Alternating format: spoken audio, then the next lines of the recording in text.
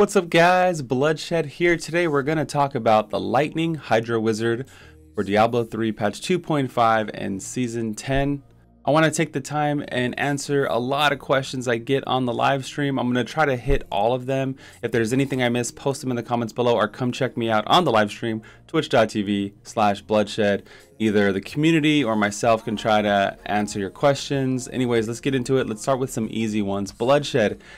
How much cooldown do I need for these Lightning Hydra variations? Well, the short answer is 62%. Okay, you can get by with over 58% for speeds, but 62% for greater rift pushing, for groups and things like that.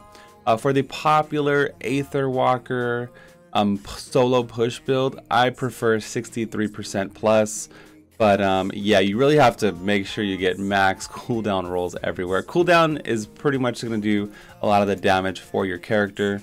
So yeah, 62% short answer. Bloodshed, how much lightning damage do I need on my character? Well, you just need lightning damage on one piece of armor, whether it be your amulet or your bracers. If you happen to get a really good amulet with lightning damage on it, on your bracers, you can get life on hit or you know, crit or something like that. So something beneficial. Don't have it on both places. You just need one and you're good to go. Some people ask me why my Archon is doing blue electric damage, and that's because Archon does elemental damage based off of your highest element on your gear. So yeah, like we just said, make sure you have lightning damage and nothing else. Make sure you don't have, like, I have 15 lightning damage. Make sure you don't have 16 fire damage on your amulet. It'll turn this into fire. We don't want that. We want to use lightning damage. Sometimes people will say, hey Blood, like, I'm doing damage to these mobs everywhere and it's not really doing as much damage as it did, like, you know, 30 seconds ago. Like, what the hell is happening? Well, a lot of mobs, or some mobs, have hidden elemental resistances built in, so they'll take 50% less lightning damage. So if you're like, wow, this mob is just you know, a huge pain to deal with, it's most likely because he has a hidden resist. If you're not proccing, sometimes people say, hey Blood, why am I not proccing Manald Hill consistently? Well, that's because you're probably using a Lightning Hydras, and you share procs. So if you're going around and you're like shooting your beam and you're like, dude, it's not proccing, but you have Hydras out, they could be eating up your procs as well. So that's why we only cast Hydras typically when we know that they'll focus on one target. Kind of like Witch Doctor Gargantuans. When there's a lot of mobs, they run around like crazy, like they have no brain cells.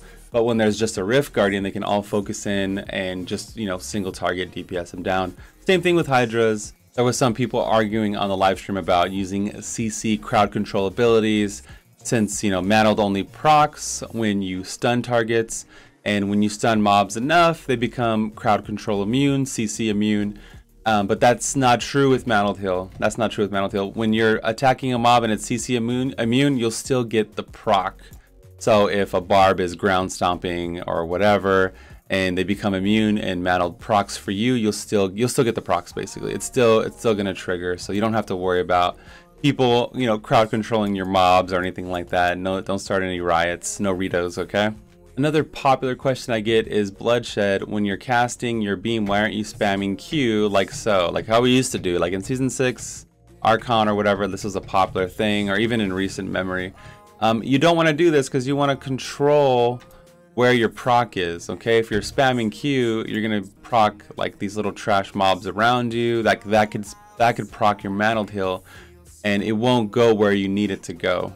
So for one, you should be at range anyway, because you want to maximize your Starfire, you want to maximize your Zaystone of Vengeance.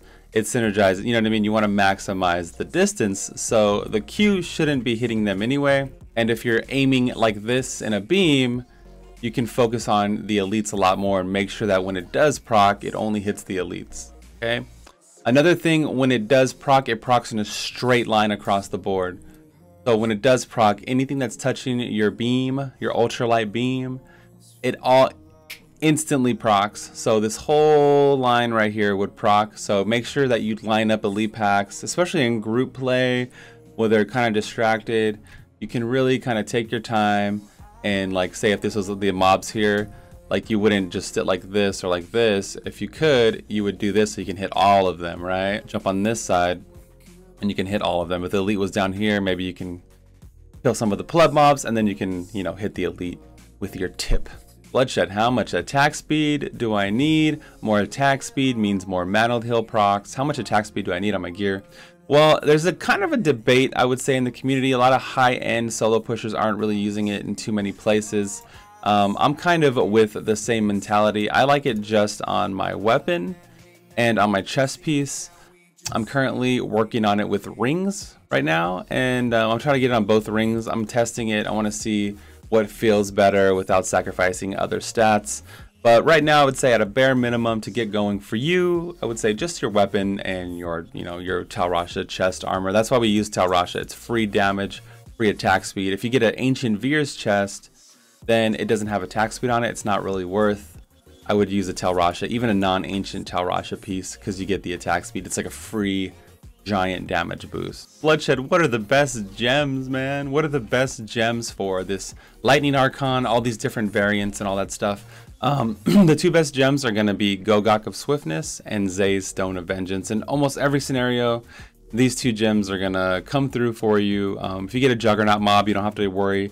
Zay's is still going to hit him like a truck, right? If you get like Bane of the Trapped, it kind of screws you over with Juggernauts. But Zay's is solid, and it synergizes with Starfire and all that stuff.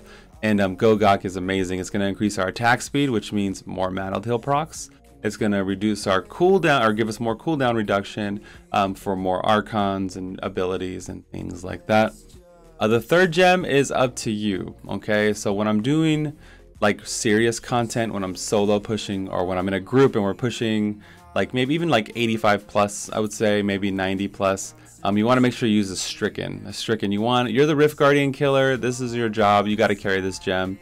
This is your job to make the Rift Guardian go by really fast. So like group content, even if you're doing speed like 90s or 85 plus, I'd say probably, yeah, Stricken, that's your job.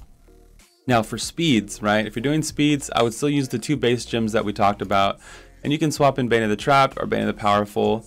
The elite damage, you don't gain, the Manald heal doesn't gain the effect of the elite damage from Bane of the Powerful, but you do get the 20% increased damage. That does affect Manald heal procs, and Bane of the Trapped works with Manald heal as well. Bloodshed, why the hell, Bloodshed, why the hell are you not using Hydras, man? Why aren't you using Lightning Hydras, man? Well, if you don't see me using Lightning Hydras, like I said earlier, it's because for speeds, like, I don't like Hydras for speeds. You're killing things, you're one-shotting things. I almost am off the Starfire kick for speeds, right? For speeds right now, currently, I'm using the Starfire and Ingiam. Sometimes Starfire and Aether Walker, right? So I still get the crazy lightning damage and the mobility from Aether Walker and Ingiam. But Manald heal hits so hard, like T13, even like GR 70 and below, Manald heal hits so hard, you almost don't even need the Starfire, you don't need the Hydras at all.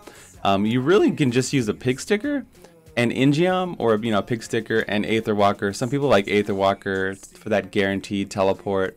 But yeah, you really just need a Pig Sticker and Ingiam. So why Pig Sticker, Blood? What the hell? Well, in every video game ever, probably, daggers are the fastest weapons that you can get, right? Like, they're fast attacking, and that's no different in Diablo. So the Pig Sticker has crazy attack speed, and when Manald heal procs, you do get the benefit of the secondary affixes, the damage to humans, the damage to beasts. So not only is it super duper fast and procs a lot of Manald heal procs, you also get, these extra little bonuses that might help you throughout the Rift. So I really like Pig Sticker and Ingiam for speeds, but again, you can use, especially early game, you can use Starfire and Ingiam or whatever you got in the combo. I mean, you could literally use whatever, okay? Bloodshed, why are you using Zodiac, man?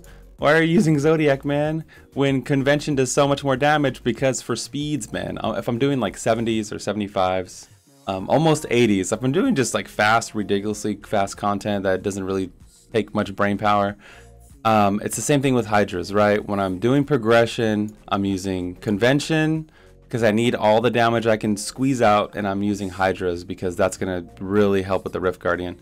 Other than that, I'm going to be using Zodiac. Zodiac is going to give me massive amounts of cooldown. It almost looks like you're in Perma Archon with Ingiam, Zodiac, your passive evocation for 20% cooldown, your Gogok running through, giving you more cooldown. It's almost like you're in permanent Archon form with Zodiac in this combo. So this is why I use Zodiac like 99% of the time. Bloodshed. What else procs Manald Tail? What else benefits from Manald Tail procs? Well, there's a lot of things. Some of the popular ones are Bane of the Trapped, we talked about, Bane of the Powerful, Death Wish, Strong Arms, buffs, Manald Tail procs, Infinite Depth, Mantle of Channeling, and Oculus Ring. So you want to make sure you get in those Oculus Rings, right? Make sure you put an 85 Oculus Ring on your follower if you have one. Save one if you do. Give it to your follower when you're solo pushing, or if you're in a group, make sure you jump in those rings, because it is going to be beneficial for you to get that 85% multiplicative power is a lot. Yo, Mr. Bloodshed, why do you have stretch time, slow time on your bar? No one else is using it. Why do you have this on your bar? Well, my friend, I have it on my bar because it increases my attack speed by 10% when I have slow time. And yes, the slow time bubble, right, actually affects, it's the same bubble in the Archon form bubble. So if you look at your attack speed here, attacks per second 2.5. When I hit the bubble and I open up my sheet, it's at 2.7. See? So it does affect it when you're in Archon form. So what we talked about, more attack speed, more Manald Tail procs. Again, don't get attack speed crazy on your gear. Like you don't want to sacrifice your cooldown or your other stats for attack speed. But for speeds, for speed runs like GRs, rifts, bounties, I just want to proc Manald Tail as much as possible, man. I want to kill these elites and get on with my life. Hey Bloodshed, what is the rotation for the Aether Walker Lightning Wizard build that's going around right now? So this is like the most popular build. If you want to screenshot that, this is the most popular solo pushing build. It has the highest clears. You're probably going to see it the whole season. Top 20 clears are going to be with this setup. Okay, I'll leave it up for a second. I guess you can pause the video. It's using the Aether Walker. A lot of people are holding the Aether Walker, but I got a really good Starfire. Aether Walker, all this stuff. So this is the build that pretty much everyone's using. Like, what's the rotation? How do you survive? Like, these are really big questions that will help you solo push. Well, I'm going to link an 88 clear we did yesterday down below in the comments, and probably in the top comment's going to have the link to the Twitch highlight. I cleared at 88. And hopefully you can kind of see what the mechanics and what I'm doing. I'm going to explain it here, but the gameplay is going to be there. When you're not in Archon form, you need to keep up your Gogok. It's really important. So you need to cast a lot of these icicles, man, these glacial spikes. You need to be doing this, and you need to hit the mobs with it. Another thing that keeps your Gogok up is teleport. Okay, Calamity hits mobs around you. Boom, there's mobs over here. There's mobs right here. It's keeping up your Gogok, and you need to keep it up because you don't have Zodiac. You know, Zodiac increases our cooldown for Archon form and stuff like that. You don't have that. You have Convention, so you're pretty much a slave to the cooldown reduction. So as soon as Archon is down, make sure like you're porting on top of mobs, hitting them a few times, porting on. Just you want to keep it up as much as possible, okay? And you also need Arcane Power on crit on your offhand. When you crit, you're going to get Arcane Power back, and especially in a giant AoE, it's just going to keep up your Arcane Power. If you can't teleport, you're dead pretty much. You can't dodge anything. You can't keep moving. So that's one thing that you need to do is keep up your Gogok, okay? And another thing that you do is to survive, okay? It's kind of like Raycore Charge Barb or anything like that. You only can survive when you keep things stunned with Parthens. So you can see, like, pretend this was a pack of mobs. There's a pack right here. There's a pack right here. After about 2 attacks, they become CC immune. So if I entered the rift right here and I jump on this dude and I start hitting them, I'm pretty much invincible if they're melee mobs. Some of the range mobs that you miss in the area can actually hit you and do a lot of damage and kill you. So we really want to just fight melee mobs in giant open maps. That's kind of like our GG setup. You hop over here, he can't mess with you, he's stunned, you just hit him, you can jump back here. And after that, he's probably CC immune. Then you can go over here, attack these guys. And you can't go back to here just yet. So then you want to jump over here to these mobs. You see how it works? Like, that's pretty much how you do it. And then once you have Archon form, I like to pop it at the start of my fire cycle. Okay? Convention of Elements lasts 4 seconds each. Okay? So if you count fire cycle plus lightning cycle, that's 8 seconds. And that's coincidentally how long Archon lasts. So If you're going around, you can see your tile stacks coming up, right?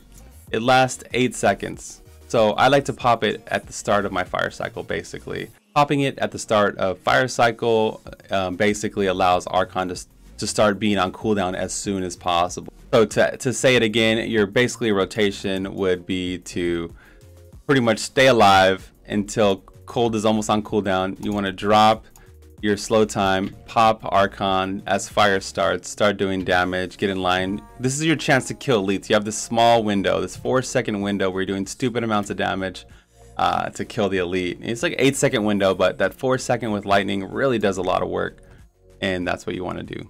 Slow time at the end of cold, pop Archon at the beginning of fire, all while dodging, staying alive, keeping up your Parthens, keeping up your Gogok. It's a lot. It's a very high skill cap build, but it becomes a muscle memory as time progresses. You get more experience and more practice and everything like that. Anyways, guys, that's going to be all for me today. Hopefully this video cleared up some questions. Again, if you have any more questions, post them in the comments below. Check me out at twitch.tv/bloodshed. The community or myself, anybody will try to answer your questions and help you out to the best of our ability. Things are changing. It's still early season. There might be better builds that pop up. There might be other combos. You never know, right? Some MLG bro out there might figure something out that we all have to do because it's so good. Big shout out to my patrons, my Twitch subs. You guys directly support and sponsor the stream, basically, like indirect, you know, backers, stream backers. I appreciate, I love you guys. I love all you guys. This is the Bloodshed, and I'm out of here. Peace.